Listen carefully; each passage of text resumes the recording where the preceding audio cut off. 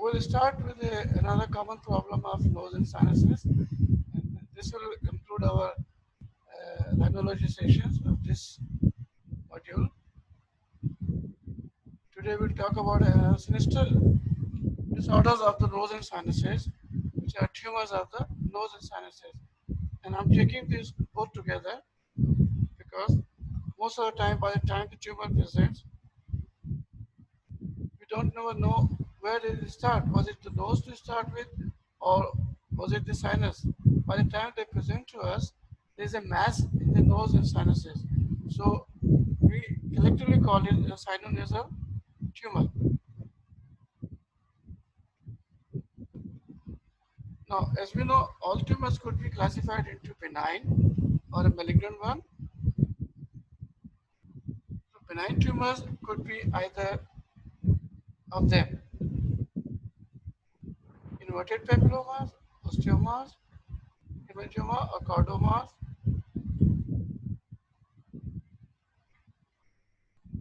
Talking a little bit detail about inverted papillomas. This is also known as Schneiderian's tumor or Ringer's tumor, depending on the type of the epithelium. The epithelium is known as Schneiderian epithelium. That's why we call it Schneiderian tumor as well.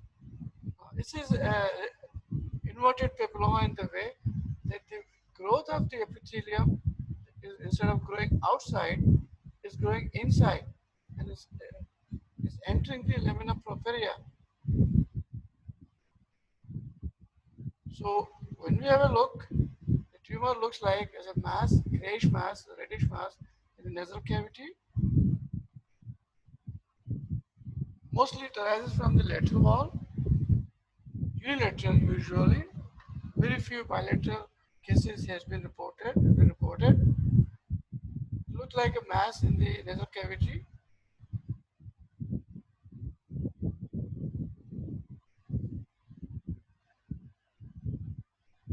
Some people have got some association with the HPV virus in causation of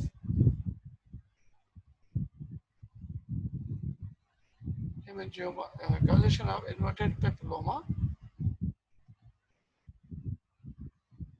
Since the epithelium is growing inwards towards the stroma, so a casual removal will lead to tendency of its recurrence. That's why it's pretty common for it to recur.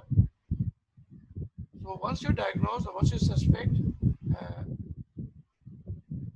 inverting papilloma, the ideal treatment will be a wide excision.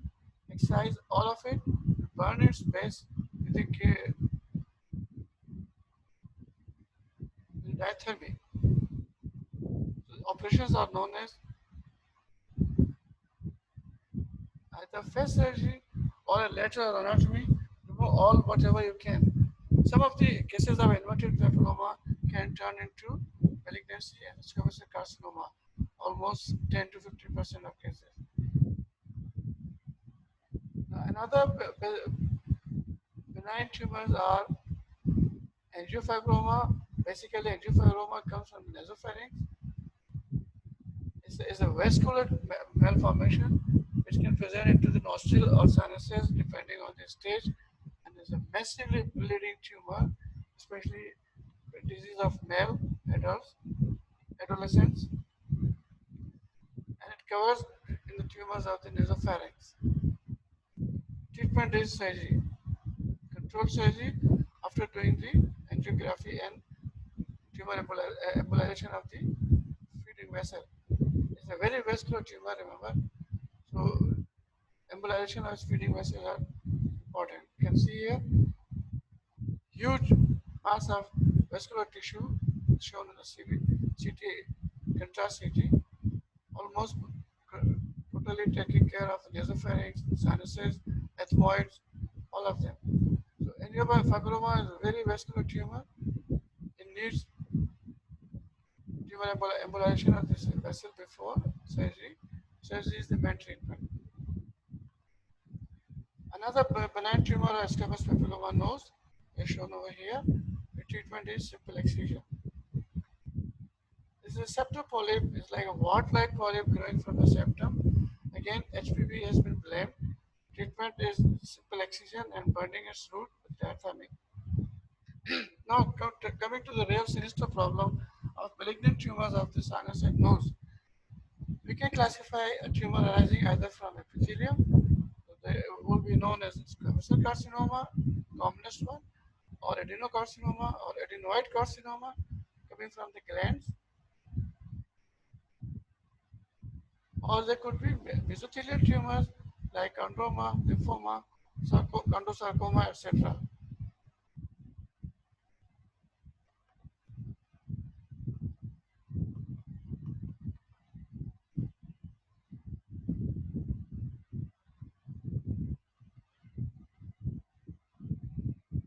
Now,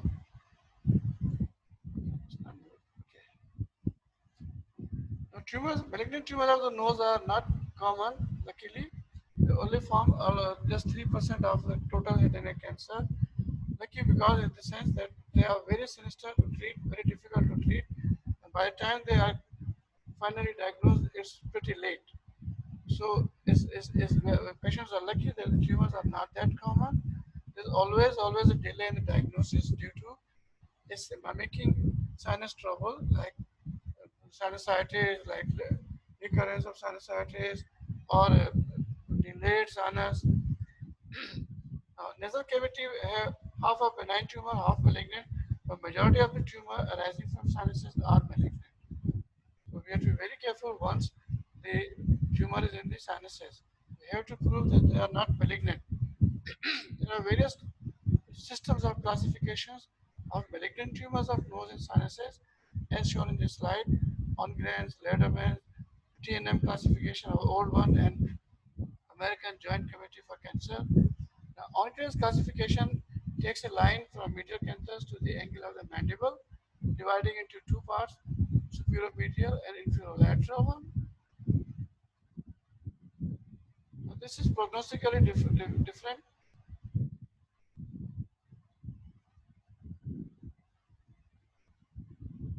Ongren's line is, this is how Ongren's line divides from medial canthus to the angle of the jaw, superior medial and inferior lateral one, inferior medial, superior lateral one, suprastructure or infrastructure. Another classification is Lederman's, which puts two parallel lines in the on the face. One line is going from the orbit, floor of the orbit. The second line is going from the floor of the maxillary sinus, dividing them into supra, meso, and infrastructures. Now, all these things are there to classify and stage the tumor, to put limits on them. But both Lederman classification and Ongren's classification are different, bringing different parts of the sinuses into suprastructure or infrastructures. Whenever there are too many classifications, it means none of them are satisfying all the criteria which we want. Coming to the symptomatology of head and neck tumors, tumors of the nose and sinuses, as I mentioned, they are very silent to begin with, and most of the symptoms are some problem with the sinuses, like sinus are blocked, feeling funny on the face, occasional bleeding from the nose, nasal tumor, sinonasal tumor can present from the nose. These are some of the symptoms which I put area-wise.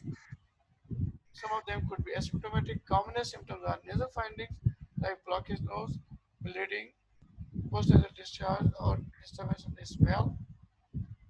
There could be eye presentations. There could be oral presentation like loosening of the dentures, loosening of the teeth, alveolar fillness, erosions, and facial symptoms can also be there like sensory changes, swelling.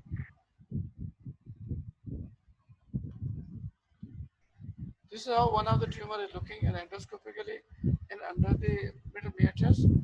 Huge granular bleeding tendency to touch it bleeds. This is a very peculiar for malignant tumors. Those which are benign, they are smooth, they do not bleed, badly. In a quick review of the CT scan of the sinus, it shows you a mass over in the nose, in the sinus, which is already breaking all the walls of the sinus area. It's gone up to the pterygoid plates. You can see that plate is in the nasopharynx. So by the time the tumors are diagnosed, they're pretty late. Now there are some signs, some relatively good signs for a sinonasal tumors. If you catch early, patients are lucky and you are lucky. Patients have nasal cavity tumors, they give better results. A well-differentiated adenocarcinoma, olfactory neuroblastoma, slightly better prognosis than the squamous cell carcinoma.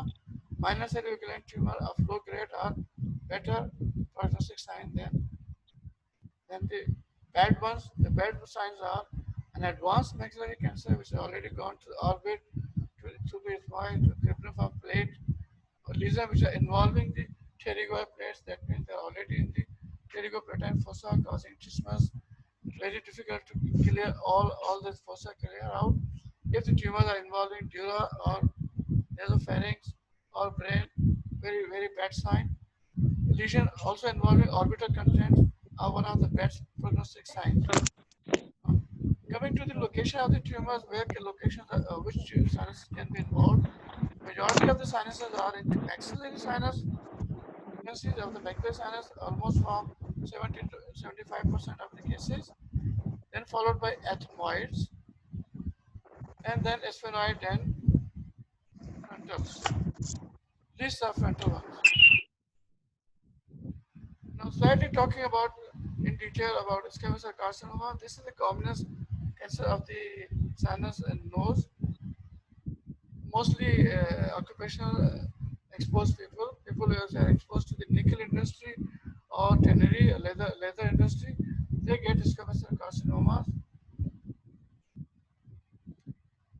Majority of the site of origin is sinus, maxillary sinus. It can go into the nasal cavity as well. And remember, as we said, inverted papilloma can also turn into 10 to 15% cases into squamous carcinoma. CA carcinoma maxillary sinus can also present with a facial swelling, maybe causing pain or no pain, loosening of the teeth, or they may remain silent for a long time. They are common in males, and they, by expansion slowly and by eroding and invasion, they destroy the confines of the sinus and enter the ethmoids, orbits, and other areas. Now, this is a special tumor of nose from the olfactory epithelium, esthesioneuroblastoma. It arises from the above the middle meatus or superior meatus. It comes as a bleeding, soft granular mass, ability to touch. It can present as epistaxis, very much responsive to the radiation therapy. Therefore, prognosis is slightly better than squamous cell carcinoma.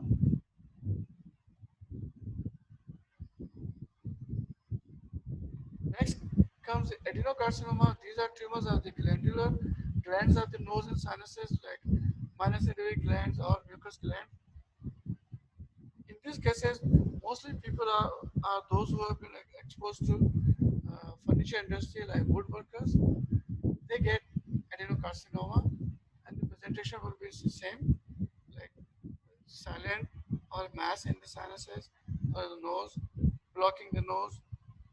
Depending on the site involved, it can cause pain or facial swelling. And they also have a good radio sensitivity, so the results are better as compared to the squamous cell carcinoma.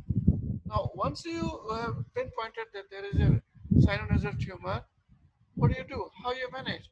This is a tricky question. Since we already know it, the tumors are late to that. They have been late diagnosed, and they probably already have invaded surrounding areas of orbital wall or ethmoid or cribriform plate or maybe dura. The management will be very tricky. We have to take a full detailed history of all signs symptoms, examine patient thoroughly, general condition first, how good is he, what is his build, is there any anemia, diabetes, or any other comorbidity? which also we have to keep in a picture. Then we have to perform examination of the nose, throat, and ear, and note the findings, complemented by our endoscopy. Endoscopy will clearly demonstrate the presence of a lesion in the nose, or a bulging in the nose, or bulging in of the palate, or there's a bleeding mass. Then you can try to confirm and see the limits of the tumor or masses through the scanning of CAT scan or MRI scan. CAT scan gives you a better delineation of the bones and bony damage. MRI scans will tell us the soft tissue involvement by the tumor, or the pterygoid plates, or the muscles of the orbit, the orbital contents, or the involvement of dura or brain, and so forth. So, this is a CT scan of the which is showing a mass from the ethmoid, which is growing, a soft tissue mass in the ethmoid left side, growing into the orbit. There is no lamina fibrosing, which was over there on the opposite side. There is no sign of lamina fibrosing. Mass is in the orbit involved this medial rectal muscle and going towards the optic valve. The ball has been involved as well. Here, let's look at the axial scan. Same picture. Ethmoid involved. Nothing of lamina fibrosing. Medial wall is medial recti are involved and already touching the orbit, the optic eyeball.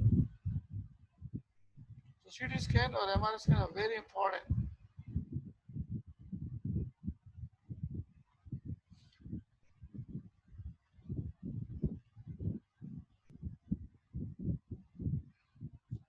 Now we have to form a team of surgeons, radiotherapists, and chemotherapy to give the maximum benefits of any sort of treatment possible at that moment.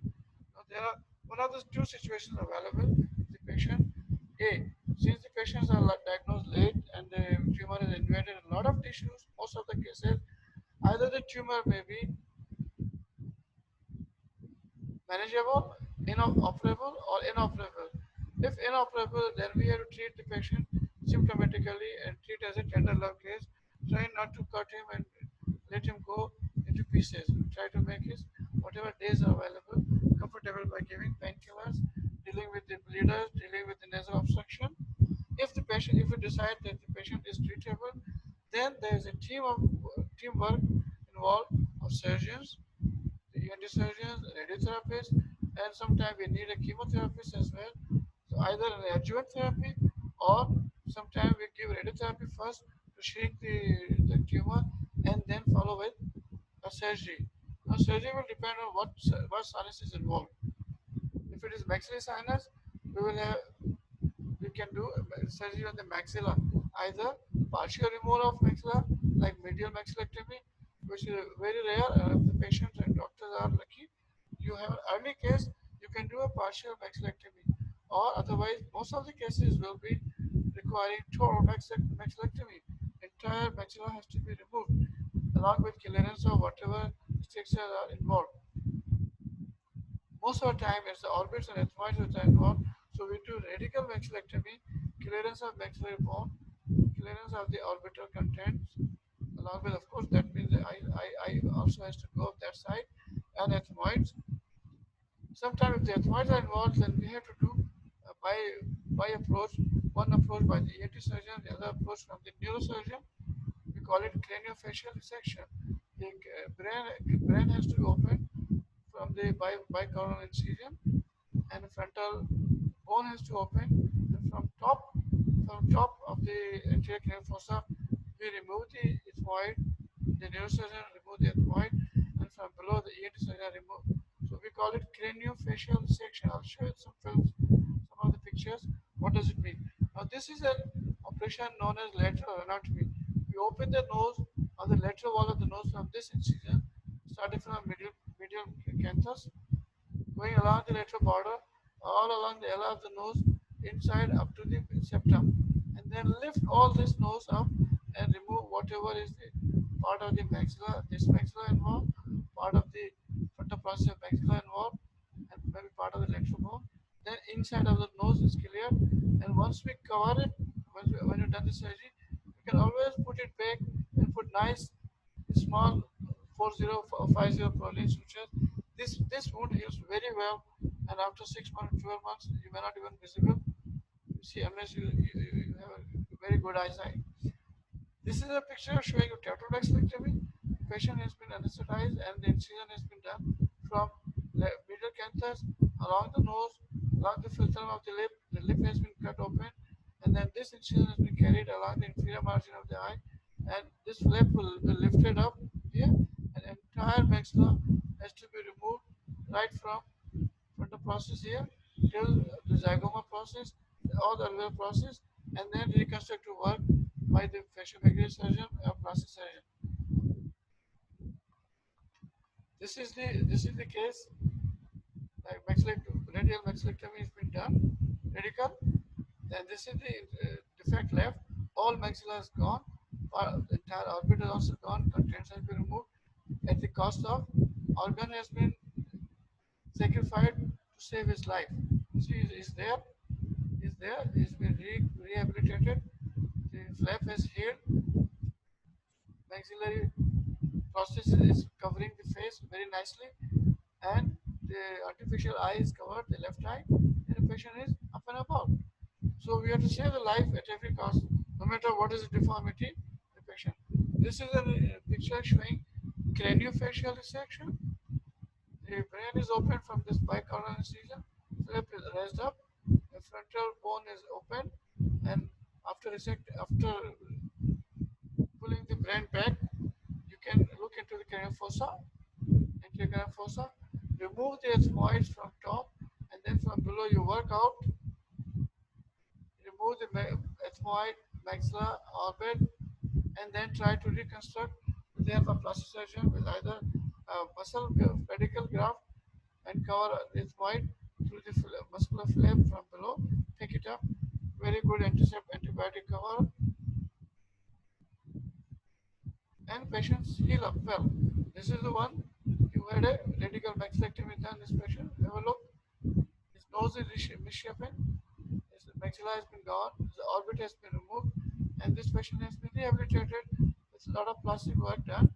His face is covered, and finally, artificial eyes covering his eye, and glasses are helping him to look and take a binocular vision. So, as I said initially, alone, simple ENT surgeon cannot manage this case. We have to have a multidisciplinary approach. Surgeon, along with radiotherapy and chemotherapy, make a informed decision that this patient will need radical surgery, prepare him, prepare his family, and prepare the plastic surgeon and rehabilitative physicians that what processes will he need, a maxillary processes or a orbital occlusive processes from the inside of the mouth so that he can eat and drink well. And then artificial eye and a lot of plastic surgical work, and that brings the patient back to his life. So, in summary, we can say that the head and neck tumor, the sinonasal tumors are luckily very uncommon tumors. Most of the time, they are diagnosed late because the cases are being misdiagnosed as either chronic sinusitis or a recurring sinusitis or an allergic rhinitis, just a simple benign mass in the nose. By the time they are finally diagnosed with a biopsy, it's pretty late. Because they are diagnosed late, so the prognosis is very guarded. Whatever is done with radiotherapy, chemotherapy, 5 year survival can hardly be achieved in 30% or so, and that also with difficulty, with lot of surgical, imperative, and reconstructive work. So prognosis is very guarded, very limited because of late diagnosis, because of the tumor is already invaded, difficult, hidden cavities involved eyes or orbit and dura mater. So in dealing with these cases, we need a multidisciplinary management.